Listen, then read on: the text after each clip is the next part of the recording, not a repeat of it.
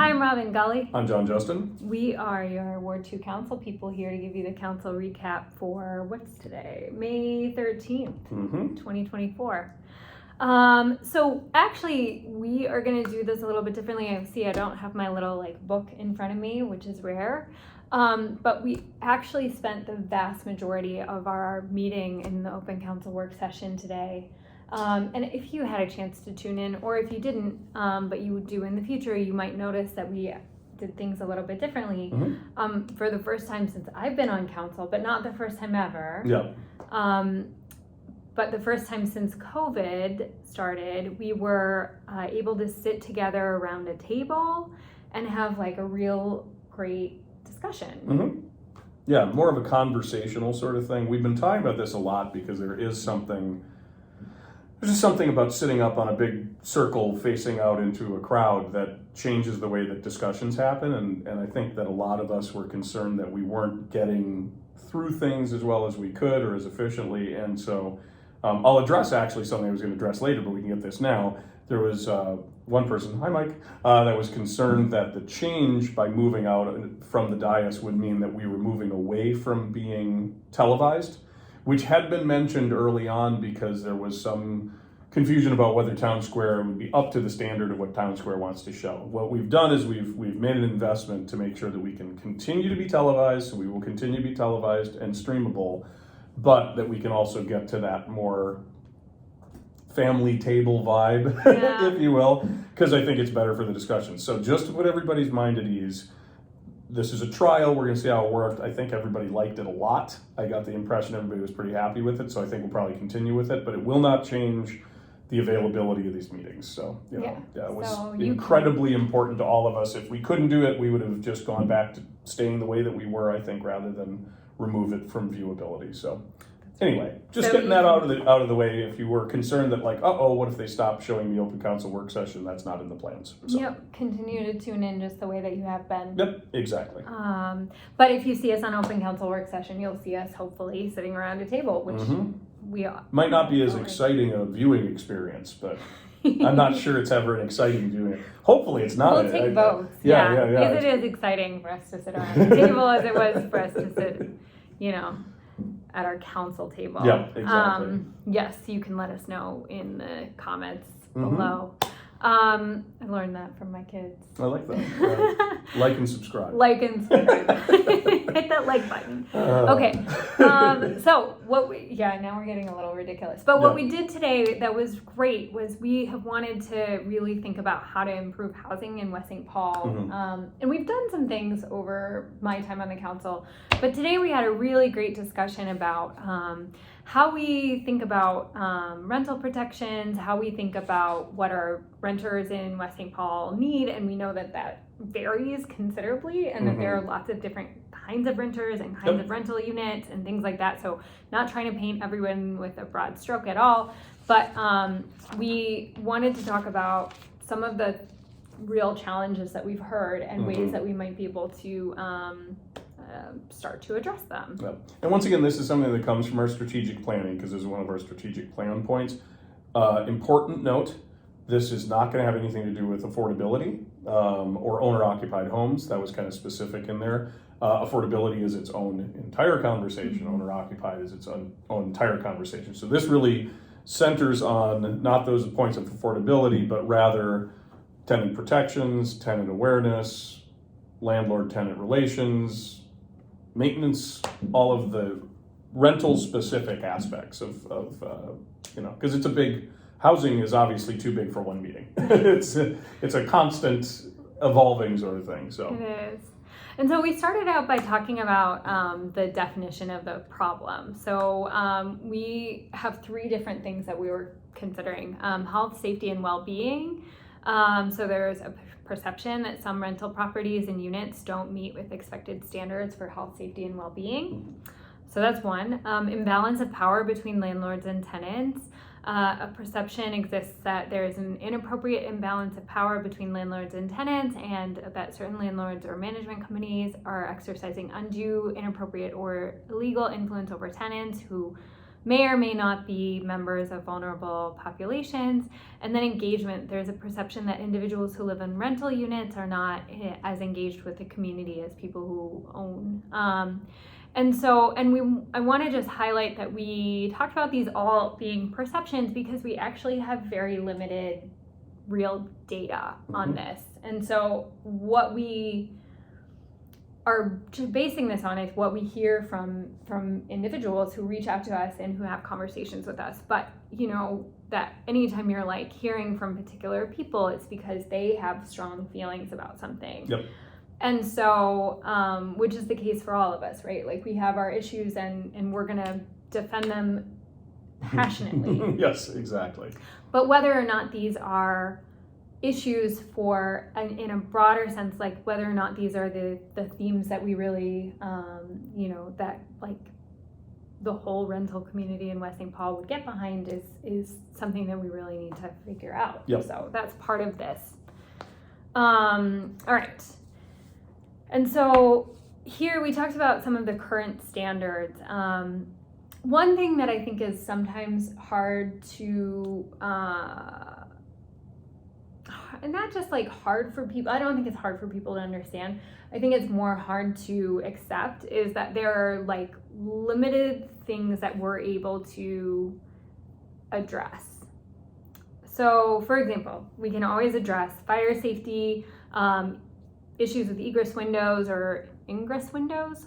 I don't know what that is. I think that's just exterior security. Yeah. Yeah, so basically whether your front door locks to your apartment complex is something that the city can absolutely address. Yes. So electric, ventilation, plumbing, infestations, structural concerns, central air or heating, appliances, or finishes. So if you have health, safety, or wellness issues with any of those things, yep, we are absolutely in the position to yes, defend you on those things, yes, and to get your landlord to address them. Yep, yep.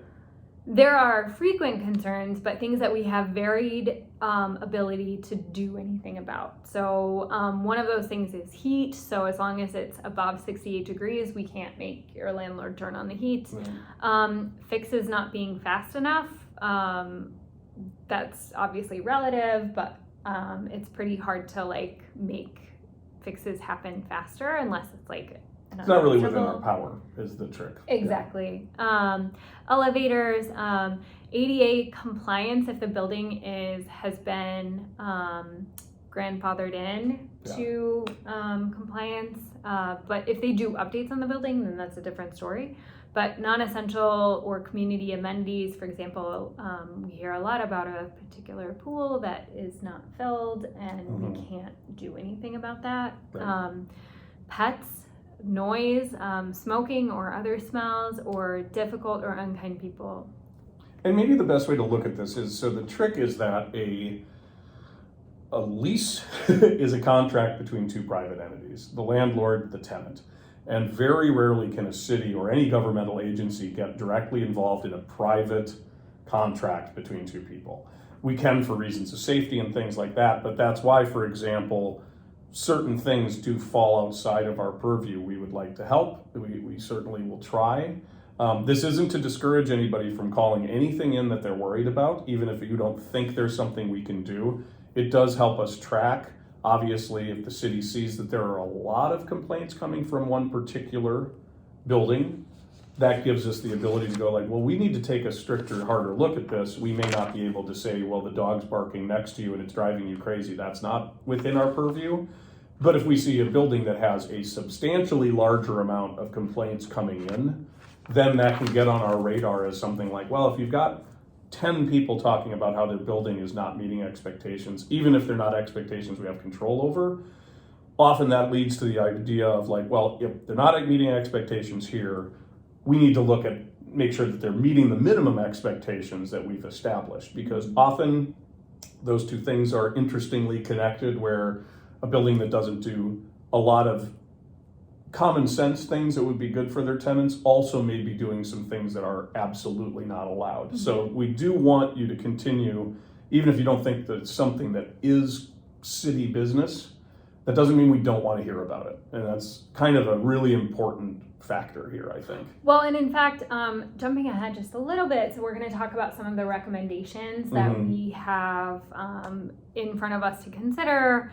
But one of them is just adopting as an ordinance Minnesota Statute 504B.441. And this is an ordinance that requires that a landlord cannot, that's not the right way to say that, but anyway, that a landlord cannot retaliate against someone who complains about an issue. Yeah. And so the idea would be for us to bring this into city obviously we don't have to make it a city statute in order for it's it Minnesota to be enforceable. law. It's Minnesota law. But if we bring it in as a city statute, then we can, as a city ordinance, then we're able to enforce it by citations, or we can have our own enforcement mechanism. And I think it creates a more comfortability for people to feel safe in reporting things. What we want to do is we don't want you to not report things. Even if it's something, like I said, that is not at all within our purview. We don't want to discourage people from reporting. We certainly don't want people to not report things because they're worried, well, what if my landlord finds out that I talked to the city and now they're going to have some sort of retaliation? It's absolutely not legal for a landlord to retaliate against you for contacting the city about anything that you're unhappy with. At all. Yeah, so it's just not. So please do bring those concerns forward. And I think that getting that in an ordinance, even though it's already covered by the state, just gives that extra level of comfort that the city's committed to the idea that we will protect renters from any retaliatory work from a landlord. And I don't expect that we're going to see that, because landlords should be smart enough to know that they're wildly illegal.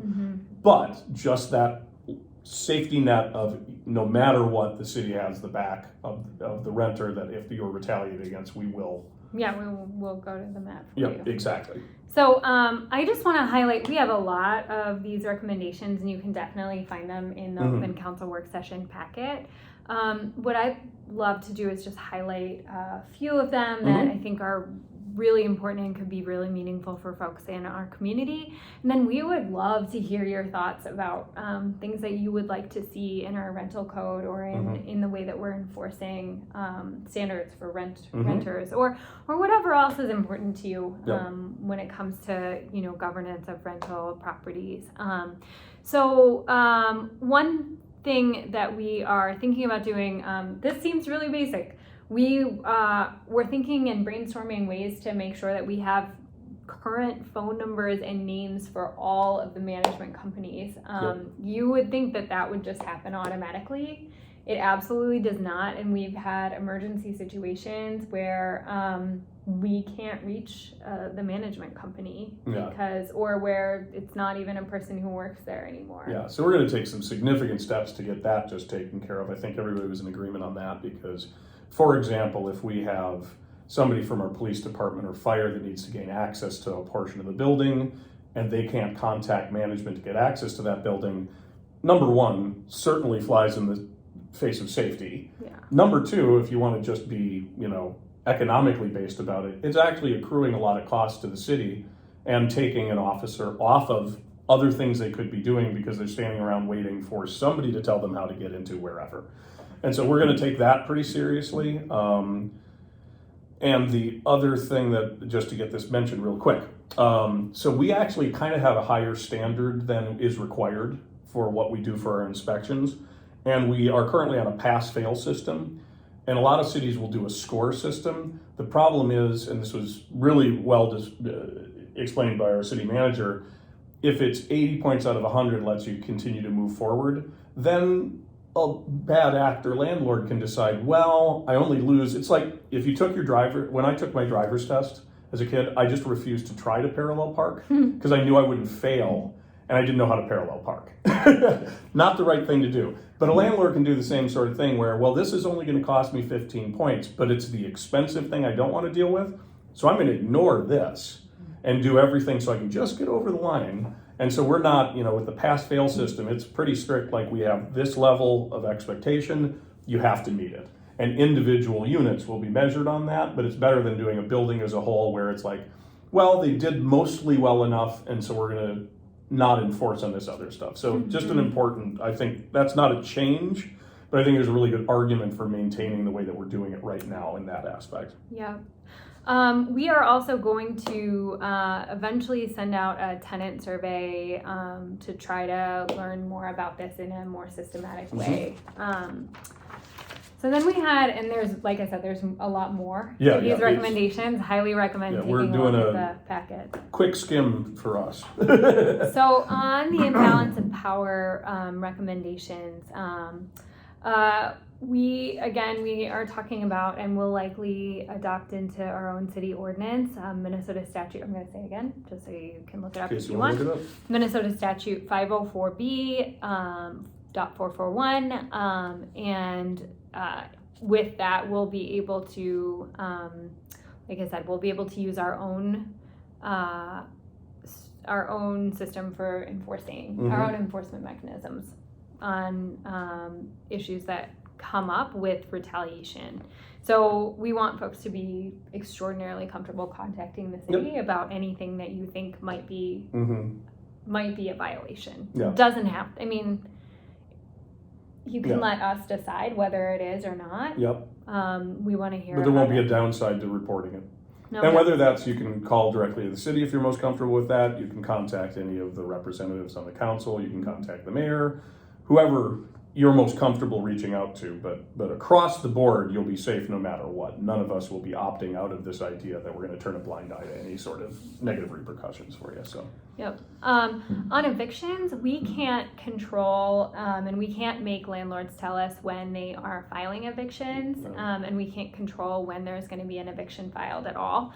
But what we can do is require a specific form letter that asks you to reach out to the city and ask us for help. And we, so if you have an eviction filed, eventually, like, you will get this letter that includes contact information for the city so that we can help, so that if we can help, we can help. Yeah. If we can help direct you to resources, if we can help connect you, you know, to whatever you need, you know, we'll do what we can to help you out. And I should throw in here, these are things that it seemed pretty clear that we were going to do. None of this has been done yet. No, It this still will is have to just be a voted on and discussion. all of that stuff. But I feel like it's fair to say that the majority of the council was in favor of most of what we're talking about. But I don't want to say it as if it's already done, because it's not already done. So if you have input on that, you can also, there's still time to change it or modify it as necessary. Absolutely. One good point that I think was brought up, and I think it's worth saying, when you're talking about the imbalance of power between landlords and tenants, unfortunately, however you want to look at this, that imbalance has been around since people started renting things from other people. And there's always going to be somewhat of an imbalance of power between a property owner and somebody who rents the property from that owner. We hope that it doesn't become an imbalance of power that turns into negative repercussions or negative experiences for people. But it's good to just put on the table, like, there is inherently, systematically, there's an imbalance of power. There's really no way around that, and that's not something that you can change, and it's never not been that way since this started. So, Yep. just to get that out there as well. But, you know, yep. And then we are likely going to require a renter's resource guide that's provided at lease signing, and also look at boilerplate leases when when buildings are renewing their are going through the renewal process for licensing, so that we can just make sure that everything is legal. Following legal statute, yeah. Yep. And then finally, like I said earlier, we do have a perception that from people in our community that renters aren't as engaged on the whole as people who own their homes in West St. Paul. I think that this is a pervasive Yes, this is not just a West St. Paul perception. situation. And so we're trying to figure out ways that we can really encourage that. We have been, and now we're looking at some other things. For example, coordinating, so we have a great Renters for Renters group here in West St. Paul. Shout out to Renters for Renters. Thank you for all of your work. Coordinating with Renters for Renters, Homeline, and 360 Communities, and getting them in partnership to try to figure out some of these ways to partner. And also creating or reimagining the management group that we have here in West St. Paul to coordinate and work together with Renters for Renters. And then possibly having like some part-time employees to be sort of a champions team to go out and like meet with renters in our community. And a lot of this engagement part is that we need to let renters let us know how they want to be engaged. And so the big thing is, if you're a renter and you're seeing things that are standing in the way, barriers of how you can get involved in any way with the city, communication, being on committees, any of that stuff. If you see something, you're like, I would do this, but we want to know what that but is. And we can't decide that for you because it's not our place to decide that for you. And so one ask that I think I would have is, if you see something you're like, this is difficult because of this, I would do this, but I can't because, let us know what that is. Because that's really, when we get to the whole lack of data, that's part of the lack of data. And of course, I mentioned at the end of the meeting, renters are not a unified monolithic group. And it is okay if you are somebody who rents and you're like, I don't really care to be more involved than I am. That's fine. If you do want to get more involved, let us know if there's stuff that we can do to help with that. But everybody's situation, it's just, homeowners are all sorts of different people, renters are all sorts of different people. I always am cautious because I think sometimes it's easy for people to lump everybody into a bucket that's supposed to help us decide how to do things. But the truth is, there's so many different experiences as a renter that we can't do that. And so we really need that.